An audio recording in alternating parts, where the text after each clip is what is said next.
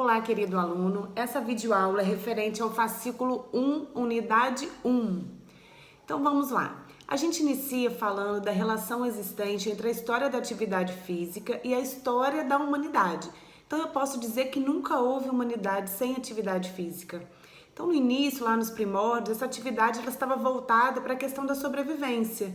Então se eu quisesse comer, eu tinha que caçar, eu tinha que andar longas distâncias procurando esse alimento, eu nadava para me deslocar, eu fazia força ali, fricção para conseguir o fogo, eu lutava para defender o meu território. Então nessa época, aqueles indivíduos que não tivessem um corpo forte e resistente, eles não sobreviveriam à dificuldade do ambiente. Se a gente for aí alguns anos atrás, uns 200 anos atrás assim, em que muita gente ainda vivia no meio rural, a gente vai ver que lá o trabalho ainda era assim, braçal.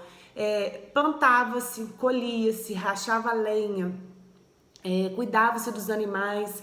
Então o gasto calórico para você fazer esse tipo de atividade, ele é imenso. Então é uma verdadeira rotina aí de atividade física também para sobrevivência. Nosso dia já não é assim, né? A gente acende a luzinha no botãozinho, o fogão você roda, ele já acende sozinho. Nós já temos todas essas facilidades, mas a prática da atividade física ainda é altamente recomendada por conta dos benefícios que isso traz para a nossa saúde. E aí a gente vai fazer um passeio pela história para poder lembrar e conhecer como surgiram as manifestações de esporte, de jogos, de lutas, enfim. Então a gente começa justamente pela luta, que no início era uma briga entre os mais fortes, e aquele mais forte determinava o seu espaço, defendia sua fêmea, sua prole. E à medida que o homem vai evoluindo enquanto espécie, essa luta ela vai ganhando regras, ela vai ganhando técnicas específicas.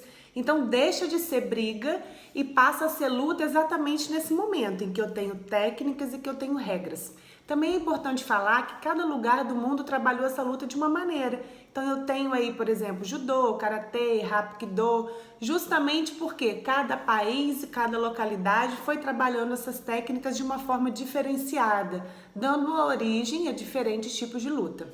Nós temos o nosso tipo de luta, que é a capoeira. Então a capoeira ela vai unir a necessidade que os escravos tinham de se defender com a cultura que eles traziam do local onde viam, e aí observando a forma como os animais se defendiam, eles vão criando golpes específicos. Então, por exemplo, eles observaram a aranha com a sua armada, o bode com a cabeçada, o cavalo com o seu coice, tudo vai servindo de inspiração para a criação das técnicas. E também eles não tinham uma liberdade de treinar essa luta no terreiro. Então eles precisavam buscar mecanismos para ludibriar, para enganar. Ou seja, eles tinham que treinar a luta, mas sem deixar isso evidente. Então por isso a gente fala que a capoeira ela é uma mistura de luta, de dança, de teatro, de jogo, enfim. Justamente porque isso fazia com que deixasse aquela duvidazinha, será que isso é uma luta? Será que eles estão dançando? Será que estão cantando? O que está acontecendo ali, certo?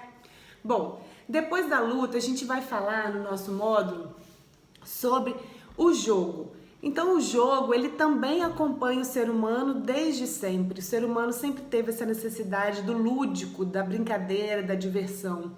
E quando tudo era muito rústico, os jogos também eram muito rústicos. Feitos de pau, feitos de pedra, de osso, de resto da alimentação. E à medida que o homem vai evoluindo, esse jogo também vai acompanhando essa evolução. Tanto que hoje a gente está numa era digital e a gente já tem as crianças desde muito novinhas passando o dedinho na tela, já sabendo jogar esse novo tipo de jogo, né? O jogo digital. Também a gente pode falar que o jogo ele é perfeito para trazer alegria e diversão para todas as faixas etárias. Eu tenho jogos para criança, adultos que gostam de jogar e até mesmo os idosos podem se beneficiar com jogos que trabalham a memória, a percepção e a atenção. Bom, também nós vamos falar aqui do surgimento das atividades rítmicas e expressivas. Então o maior exemplo aqui é a dança. Quando eu danço, eu estou seguindo um ritmo, mas também estou me expressando corporalmente através daquele ritmo. Então isso é dançar. Cada localidade, cada país tem essa forma de expressão características. Então, assim, o nosso país é um país enorme. Se a gente for olhar por região, a gente vai ver que, por exemplo, lá no Nordeste é muito axé, aqui no Rio de Janeiro já tem o samba, tem o funk. Se você for lá para o Sul, já tem vaneirão. Então, cada localidade tem sim as suas danças específicas. Bom, junto com a dança, a gente vai falar também da ginástica. Então, essa palavra ginástica vem de ginastique, que quer dizer exercitar-se com o corpo nu. O ponto marcante da ginástica é a Grécia. Então, na Grécia havia uma busca pelo corpo trabalhado, uma valorização desse corpo. E aí, para se trabalhar o corpo, as pessoas procuravam se exercitar de alguma maneira. E nessa época ninguém falava assim, vou ali treinar, vou malhar. Não, vou fazer ginástica. A ginástica ela era feita no ginásio e lá só os homens podiam entrar e todos os exercícios eram feitos com o corpo nu. Graças a Deus isso hoje não é mais assim, né, gente? A ginástica também ela foi evoluindo junto com a nossa humanidade e hoje nós temos vários tipos de ginástica. Ginástica na escola, ginástica na água, ginástica funcional, que está muito na moda, entre outras. Com relação ao esporte, a nossa apostila ela vai trazer alguns pontos bem interessantes sobre o esporte. Primeiro, ela fala que o esporte ele pode divertir tanto quem pratica quanto quem assiste. Então, é comum a gente ver pessoas que às vezes nem jogam futebol mais, mas que ficam na frente da televisão torcendo para o seu time e que isso traz uma alegria, traz uma diversão. Além disso, a gente pode dividir esse esporte em esporte individual, quando é um indivíduo competindo com o outro, exemplo, uma luta. E o esporte coletivo, quando eu tenho um time, uma equipe competindo com a outra. Então, futebol, vôlei, o basquete são exemplos de equipes de esportes coletivos. Quando a gente fala de esporte coletivo, a gente vai ver que essa prática ela pode ajudar a desenvolver valores morais, valores éticos que são importantes para o indivíduo. Então, por exemplo, quando eu faço um esporte coletivo, eu posso aprender a participar em grupo, eu posso aprender a liderar quando for necessário e também aceitar a liderança. Eu posso entender que por mais que eu me esforce, às vezes eu tenho um limite. E da mesma forma, os meus companheiros de equipe também são limitados. Por mais que corra, não deu tempo para chegar na bola, todo mundo tem o seu limite. Eu posso aprender também que dentro do esporte não deve haver discriminação social, nem racial e nem nenhum tipo de violência. Então o esporte ele vem para ensinar justamente esse trabalho em conjunto, a ajudar quando é necessário e a competir com justiça e com ética também, ok? Então, meus queridos, nessa apostila, depois de falar de todas essas manifestações artísticas e esportivas, a gente vai falar justamente sobre o uso de drogas. Então aqui ele fala que as drogas podem ser classificadas de duas maneiras diferentes. Primeiro, com relação à sua natureza.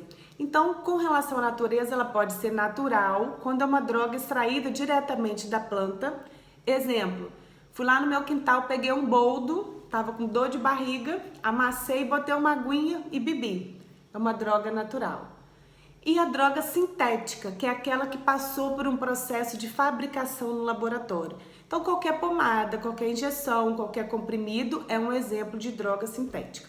Só que antes da gente falar a segunda classificação, eu quero chamar a atenção de vocês para uma coisa.